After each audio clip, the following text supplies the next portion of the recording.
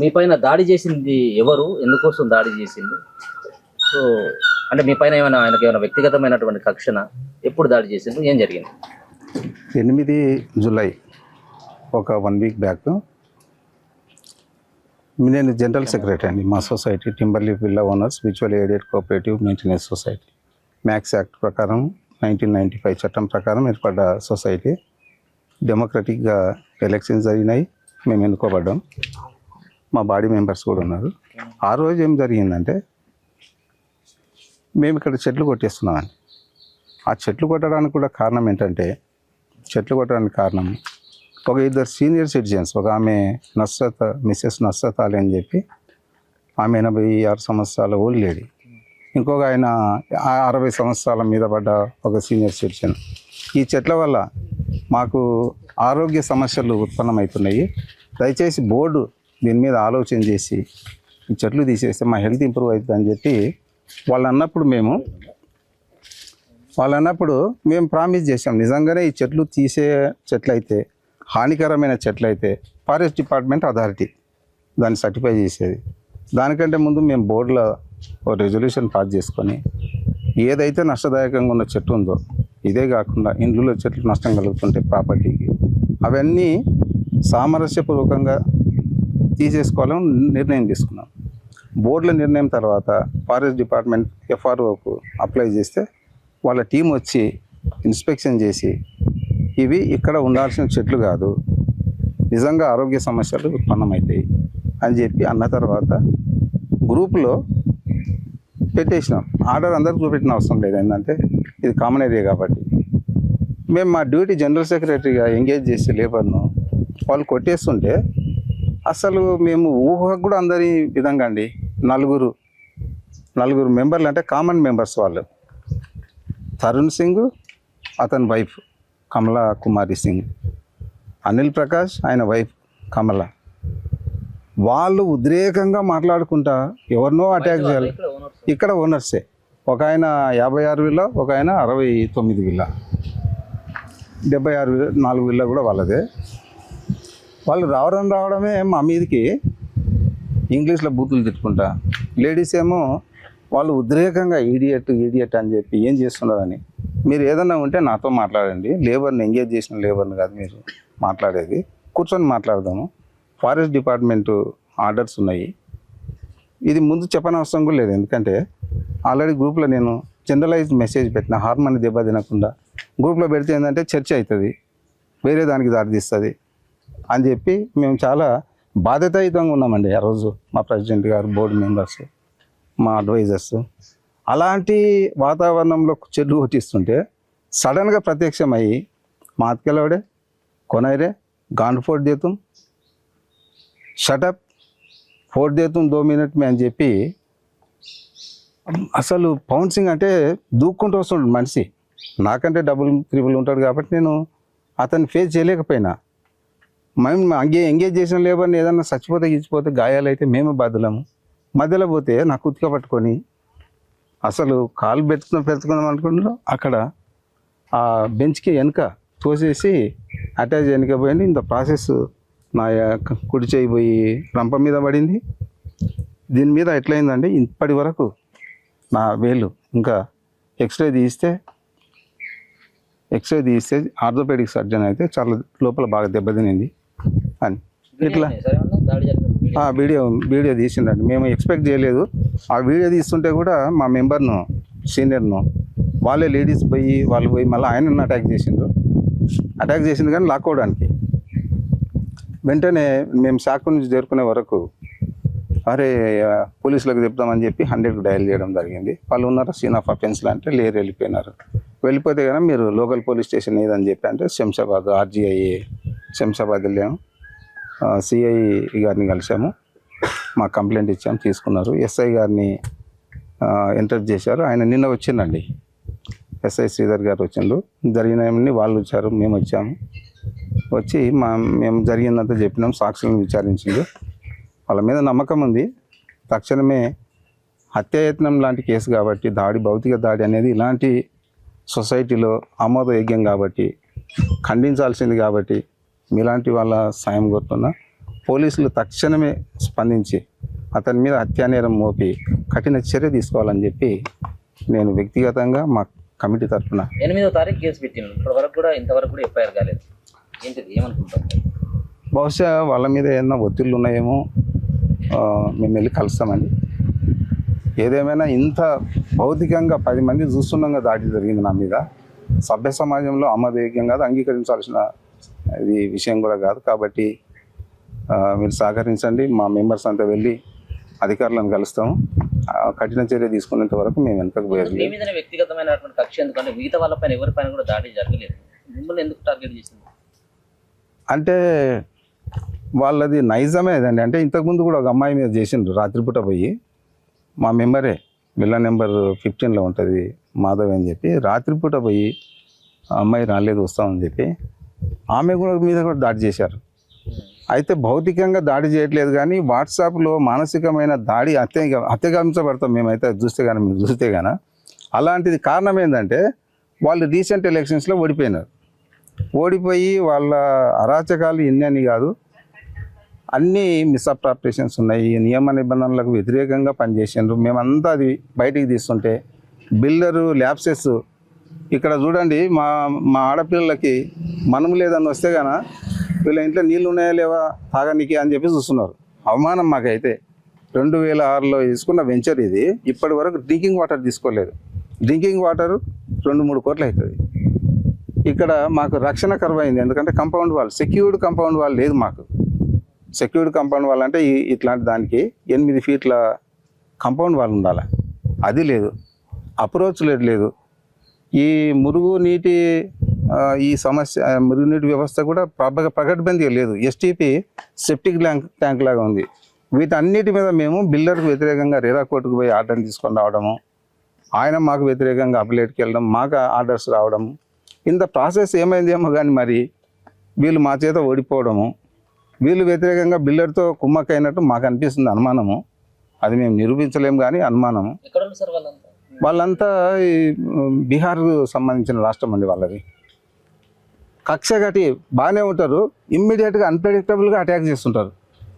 ఇప్పుడు నేను general secretary అయిన తర్వాత ఎట్లనన్నా చేసి నన్ను మానసికంగా టార్గెట్ చేయాలి. మరి ఎవరిదైనా ప్రోద్బలం ఉందా? ఇప్పుడు బిల్డర్తో మాకు ఎన్ని అమ్యూనిటీస్ వచ్చేది ఉంది, వాటన్నిటికీ వాళ్ళు చేతులు కలపాలి కదా. మేము 25 ఎకరాల ఒక సమస్య ఉంది. ఇది మా సేల్ డీడ్స్లో 25 ఎకరాలు ఉందండి, 40 సేల్ డీడ్స్లో. ఆయన మళ్ళీ అది ప్లాన్ మార్చేసి 19 ఎకరాలకు మార్చింది. అది కోర్టులో ఉంది. మేము అనుకుంటున్నాం మాకే అనుకూలంగా వస్తుందని. 25 ఎకరాలు అది కూడా అదొకటి ఉంది, అమ్యూనిటీస్తో ఒకటి ఉంది. వీటన్నిటిని మేము మాట్లాడితే కూడా డైవర్ట్ చేస్తుంటారు. అంటే వాళ్ళను ఎవరో పురిగొల్పుతున్నారు మా మీదకి. ఇక్కడ అభద్రతా భావం ఉంది.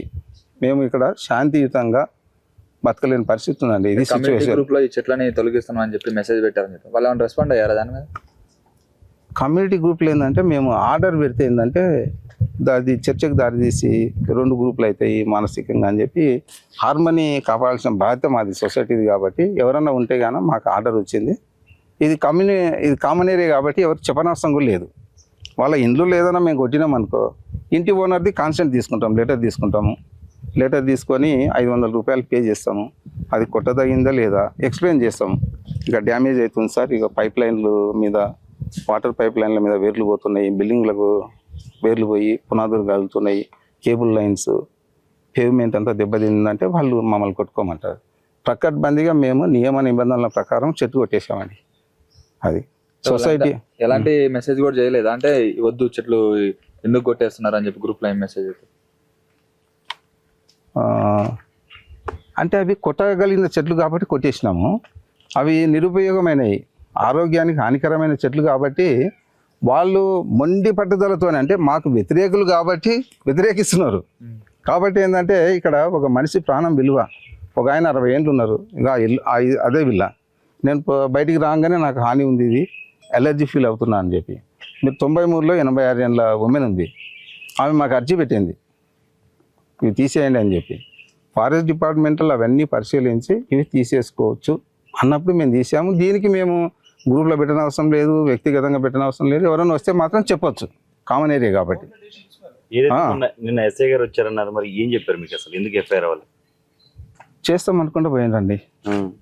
మేము తగు చర్య నిమిత్తము చేస్తామని పోయింది. ఇంకా మేము మీ మీద ఏమైనా దాడి చేసినట్టు ఉన్నాడా నిన్న ఎస్ఐ గారు వచ్చినప్పుడు? ఉన్నాడు ఏమన్నాడు? ఉన్నాడు ఆయన. వాళ్ళు ఇంకా మాకు ఈయన ఇట్లుంటాడు అట్లుంటాడు అని చెప్పి మా మీద ఇంకా ఇంకొకరిని అసలు సీన్ ఆఫ్ అఫెన్స్లో నీళ్ళను ఫోన్లు చేసి పిలిపిస్తున్నారు. ఆ పరిస్థితి ఎట్లుందంటే అది కూడా ఆర్గ్యుమెంట్కు దారి తీసి వర్బల్గా వాళ్ళు మేము అరుచుకోవడం లాంటి పరిస్థితి క్రియేట్ చేసిండు. ఆయన వచ్చినప్పుడు కూడా డైవర్ట్ చేద్దామని చెప్పి ఆయన గ్రహించి సాక్షిని పరిశీలించిండు. నువ్వు కరెక్ట్గా చెప్పు బాబా అని చెప్పి మా ఆఫీస్ మేనేజరే ఉన్నాడు. మేము ఆయన అసలు ఏది ఇట్లా మాట్లాడని చెప్పను కూడా లేదు. ఏం జరిగిందో చెప్పు బాబా అని చెప్పి ఆయన స్టేట్మెంట్ రికార్డ్ చేసుకున్నారు. మేము యాజ్ పర్లా వీళ్ళు యాక్ట్ అని చెప్పి పేరండి. ఆ కేసులు పెట్టుకున్న భయం లేదని చెప్పి మాట్లాడినట్టు ఆయన ఎస్ఐ గారు చాలా బాధ్యతాయుతంగా కమ్యూనిటీ కాబట్టి మీరు పొద్దున్నే లేచి చూసుకోవాలి కదా, ఒకరి మొక్కలు ఒకరు ఇద్దరు 2 గ్రూపులు కలిసి మాట్లాడితే బాగుంటుంది అంటే ఫస్ట్ ఆయన అడిగింది, నీ మీద ఇప్పటివరకు 2-3 కేసులు ఉన్నాయి, కూర్చొని మాట్లాడుకో భాయ్ సాబ్ అంటే 3 కేసు కొనేదో 50 కొనేదో అని చెప్పి నిర్లక్ష్యంగా సమాధానం చెప్తే అలాంటి వ్యక్తిత్వం ఉన్న వాళ్ళు ఇలాంటి కలిసికట్టుగా ఒకరినొకరు ప్రేమపూర్వకమైన శాంతియుతంగా బతకాల్సిన ఈ కమ్యూనిటీలో అలాంటి వాళ్ళతోని ఇంత అభద్రతా భావంతో బతకాల్సిన పరిస్థితి మాకు. దీని గురించి రక్షణ ఇచ్చే పోలీస్ శాఖ ఆలోచించాల్సిందని విజ్ఞప్తి. బిల్డర్తో కూడా ఇంకా మీకు అనేక సమస్యలు పెండింగ్ లో ఉన్నాయి. బిల్డర్ ఏది చేపిస్తుండని చెప్పేసి ఏమైనా అనుమానాలు ఉన్నాయండి చాలా మందికి. ఇప్పుడు మేము ప్రూవ్ చేయలేం కానీ వి స్ట్రాంగ్లీ సస్పెక్టెడ్. అది తప్ప అసలు ఇక్కడ ఇంకా సమస్యలు ఏమున్నాయండి? ఇంకా రోడ్ సమస్యలు ఏంటంటే మీరు వస్తున్నప్పుడు ఎంత కష్టంగా వచ్చిండొచ్చు. అప్రోచ్ రోడ్ మాకు అప్రోచ్ రోడ్ చేసిన ఆ రోడ్ ఏదైతే ఉందో ల్యాండ్ లార్డ్ ఆయన పెద్ద మనసు ఉన్నాడు కాబట్టి పివి నరసింహారావు కొడుకు ప్రభాకర్ రావు గారి అంట ల్యాండ్ అర్బన్ రైజ్ అని చెప్పి డెవలప్మెంట్కి ఇచ్చారు. వాళ్ళు చాలా మాకు కన్సర్న్ చూపించి మీరు 15 ఏళ్ళ నుంచి ఉన్నారు, మా వెంచర్ల నుంచి ఇప్పుడున్న వెంచర్ల నుంచి మేము రోడ్ ఇస్తాము, మా బోర్డులో డెసిషన్ తీసుకొని అప్లికేషన్ పెడితే వాళ్ళు కనికరించింది. కానీ బిల్డరు అనాథరైజ్గా లోడ్ వేసింది అని చెప్పి అదొక క్రిమినల్ యాక్ట్. మన భూములు ఎవరన్నా బండ్ల రస్తా పోతేనే మనకు భరించలేము. ఈ రోడ్ అనాథరైజ్ అంటే మాకు అప్పుడు తెలిసింది 15 సంవత్సరాల నుంచి మనము అనాథరైజ్ రోడ్లో వస్తున్నాం అని చెప్పి. అలాంటి రోడ్డు ఇంకా ఒక ప్రైవేటు ఆయన కనికరించి మాకు అప్రోచ్ రోడ్ మా దాంట్లో పోదుర్లే అని చెప్పి. రోడ్డు ఒక సమస్య. డ్రింకింగ్ వాటర్ ఆ టెంపుల్ వెనక దగ్గర 1.5 కిలోమీటర్ అంటే 1 కిలోమీటర్కి ₹1 ఇద్దండి. డ్రింకింగ్ వాటర్ అసలు మానవ ఏంది సంస్కృతి మనగడనే నీళ్ళు కదా. ఏ వెంచర్ అయినా కూడా ఫస్ట్ నీళ్ళు తెస్తారు. ఏది డ్రైనేజ్ వ్యవస్థ ప్లస్ కాంపౌండ్ వాళ్ళు సెక్యూర్డ్ కాంపౌండ్ వాళ్ళు లేదు. ఇప్పటికే ఒకసారి మీరు వచ్చినప్పుడు అడగలేదా? వాటర్ డ్రింకింగ్ వాటర్ లేవు, ఫెసిలిటీస్ ఏం లేవు కానీ మేము అడగడం కాదు, మీటింగ్లో అడిగి రెరా కోర్టే కదా, రెరా కోర్టుకి వెళ్తే కోర్టే కనికరించి బిల్డరు ఏదైతే బ్రోచర్లో ప్రామిస్ చేసిండో 25 ఎకరాల గురించి ప్రతి ఐటమ్ ఇంకా చిన్నవి ఉంటాయి. ఏది అక్కడ ఆ కోర్టు కట్టిస్తా, ఈ కోర్టు పెడతా, ఈ టెన్నిస్ కోర్టు పెడతా, అవన్నీ బ్రోచర్లో చెప్పిన ప్రతి అమ్యూనిటీ డ్రింకింగ్ వాటర్ ఇవన్నీ తప్పకుండా బిల్డరు నెరవేర్చాలని చెప్పి రీసెంట్గా ఆర్డర్ వచ్చింది మార్చిలో. ఏదన్నా ఉంటే కానీ మేము లెటర్ పెట్టాము, ఇట్లా మాకు ఉంది కదా డ్రింకింగ్ వాటర్ ఇవన్నీ అంటే కోర్టులో ఇష్యూ ఉంది కాబట్టి మేము కోర్టు ఇష్యూ చెల్లించేవారు. కోర్టుకు డ్రింకింగ్ వాటర్కి ఏమైనా సంబంధం ఉంటుందండి? ఇక్కడ నువ్వు ఫెసిలిటీ క్రియేట్ చేయడానికి కోర్టు అడ్డుపడుతుందా? పడదు కదా. కాంపౌండ్ వాళ్ళు కట్టడానికి కోర్టు అడ్డుపడుతుందా? ల్యాండ్ పీస్ ఆఫ్ ల్యాండ్ మీద ఉంది కోర్టుల కేసు. 25 ఎకరాల 20 ఎకరాల 25 ఎకరాలేమో 40 నుంచి 50 మంది రిజిస్ట్రేషన్ డాక్యుమెంట్లో 25 ఎకరాలు ఉంది. రీసెంట్గా ఆయన లాస్ట్ ఎల్పీలో 20 ఎకరాలు ఉంది, అంటే 19.25 ఎకరాలు ఉంది. కాబట్టి ఇవి ప్రధానమైన సమస్యలు ఏంటంటే ఆయన నుంచి రావాల్సిన ఈ అమ్యూనిటీస్ ఆయన యాజ్ ఎ బిల్డర్ తప్పకుండా మాకు ప్రొవైడ్ చేసే సౌకర్యాలు అండి. ఫైనల్గా ఏం చెప్పాలనుకుంటున్నారు? మీకు ప్రణాళిక ఉందనుకుంటున్నా? నాకు చాలా అండి, మొన్నటి నుంచి అభద్రత భావంతో ఉన్నాను నేను. ఎందుకంటే అన్ఎక్స్పెక్టెడ్గా 2 లేడీస్ 2 జెంట్స్ వచ్చి అట్లా అటాక్ చేసి నా కుర్చీ పట్టుకొని చెట్టు దినిగిపోయింది, కింద పడేసి, ఒకవేళ మా మిత్రులు లేకపోతే కన్నా మా మేనేజర్లు పట్టుకొని వీడియో తీసుకుంటే భయపడి పోయిండు. ఒకవేళ ఆయన ఏదన్నా హత్యారు ఏదన్నా తెచ్చిండో మాకు తెలియదు, కత్తి ఏదన్నా తెచ్చిండా, నాటుపాకు తెచ్చిండా తెలియని పరిస్థితి. ఇలాంటి దాంట్లో బతుకున్నామండి ఇక్కడ. ఈ సొసైటీకి ప్రెసిడెంట్గా ఉన్నాను. మేము ఈ సొసైటీకి ప్రెసిడెంట్ అంటే మా ప్యానెల్ అంతా వచ్చి 3.5 months అయింది. ఆ వచ్చిన రోజు నుంచి ఎంత హ్యూమిలియేట్ చేస్తున్నారంటే ఓడిపోయిన ప్యానెల్ చాలా చాలా ఇబ్బంది పెడుతున్నారు. తర్వాత మా జిఎస్ గారిని అంత మ్యాన్ హ్యాండ్లింగ్ చేయడం కరెక్ట్ కాదండి. ఇంత పెద్ద సొసైటీలో అందరూ ఎడ్యుకేటెడ్స్, ఎక్కువ ఏజ్ ఉన్న వాళ్ళు, కొంచెం ఆలోచించే వాళ్ళు కూడా ఇంత వచ్చి నేను ఆయనను తోసేయడం ఇవన్నీ మేము చాలా ఇదిగా బాధపడుతూ ఖండిస్తూ ఉన్నాము. ఇక్కడ ఉండడానికి కూడా చాలా భయం వేస్తూ ఉందండి. ఎందుకంటే ఒక 2 minutesలో చంపేస్తాము అని చెప్పేసి అని అంటున్నారు. ఇది ఏం చేస్తారో అనేసి కూడా బాగా భయంగా ఉంది మాకు. మా ప్యానెల్ వాళ్ళందరికీ చాలా చాలా భయంగా ఉందండి. వీళ్ళందరినీ చూస్తూ ఉంటే అంత ఈజీగా మాట్లాడుతున్నారు. వాట్సాప్లో అయితే ప్రతిరోజు మినిమం ఒక 5 families వాళ్ళు ఒక 50 to 100 మెసేజెస్ భయంకరంగా రాస్తూ ఉన్నారు. ఎంత హ్యూమిలియేషన్ అవుతుందంటే మేమేదో ఈ సొసైటీకి ఏదో చేయాలి, పాత బోర్డు సరిగా చేయలేదు, మాకున్న దాంతో మాకున్న కొంచెం ఆలోచనలతో మంచి చేద్దామని వచ్చినాము. మమ్మల్ని ఒక్క అడుగు కూడా ముందుకు వెళ్ళనీయకుండా భయంకరంగా విసిగిస్తూ ఉన్నారు. ఆ వాట్సాప్లో అది చూస్తే మానసికంగా చాలా చాలా కుంగిపోతూ ఉన్నాము. చాలా ఇబ్బంది పెడుతున్నారండి. మా సార్ గారికి ఇలా జరగడం అందరము మా ప్యానెల్ తరఫున చాలామంది అందరూ కలిసి ఖండిస్తూ ఉన్నాము.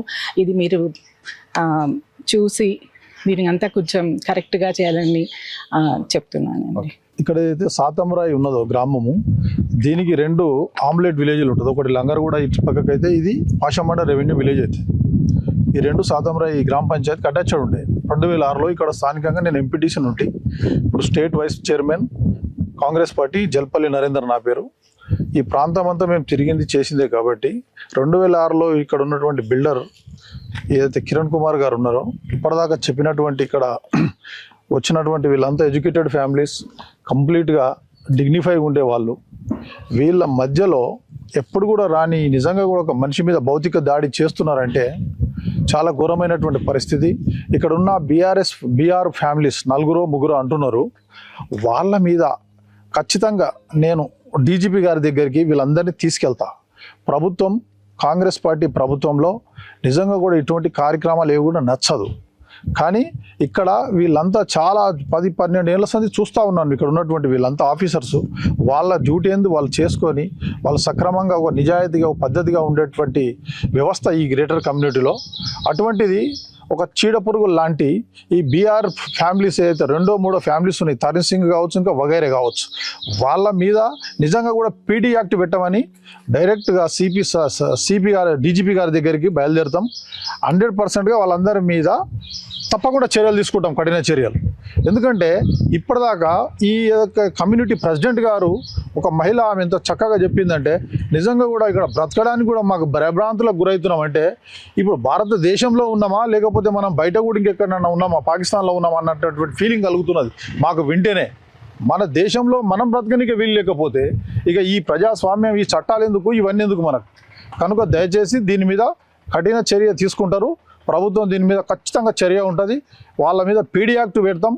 ఏది ఏమైనా కూడా వీళ్ళందరికీ కూడా మేము సపోర్ట్ ఉంటాం. ఇక్కడ ఉన్నటువంటి స్థానికులం అందరం కూడా ప్రజాస్వామ్య దేశంలో ప్రజలకు ఖచ్చితంగా అన్ని విధాలుగా అనుకూలంగా ఉంటాయి. మేము ఖచ్చితంగా సపోర్ట్ ఉంటాం. ఏది ఏమైనా కూడా ఈ సుచిర్ ఇండియా మీ బిల్డర్ అన్నట్టుగా వీళ్ళకు సౌకర్యాలు ముందుగా ఎక్కడి నుంచి సౌకర్యాలు లేవు, వీళ్ళు మోసపోయిన వాస్తవమే. దీని మీద కూడా మేము తప్పకుండా సీఎం గారి దృష్టికి, ఈ స్థానిక ఎమ్మెల్యే దృష్టికి తీసుకెళ్లి ఈ ప్రాబ్లమ్స్ అన్ని సాల్వ్ చేస్తామని చెప్పి నేను మీడియా ద్వారా తెలియజేస్తా ఉన్నాను. అసలు ఏం జరిగిందన్న? మీరు ఆ టైంకి ఇక్కడే ఉన్నారంట కదా గొడవ? నేను ఆ రోజు ఇక్కడే ఉన్నాను. నేను ఇక్కడ మేనేజర్ని. అయితే అక్కడ ఆ రోజు చెట్లు కొట్టియడానికి పర్మిషన్తో కొట్టిస్తూ ఉండే. అయితే బయట నుంచి వచ్చిన చెట్లు కొట్టడానికి వచ్చిన ఎంప్లాయీస్ ఉండే, వాళ్ళు కొడుతూ ఉండే.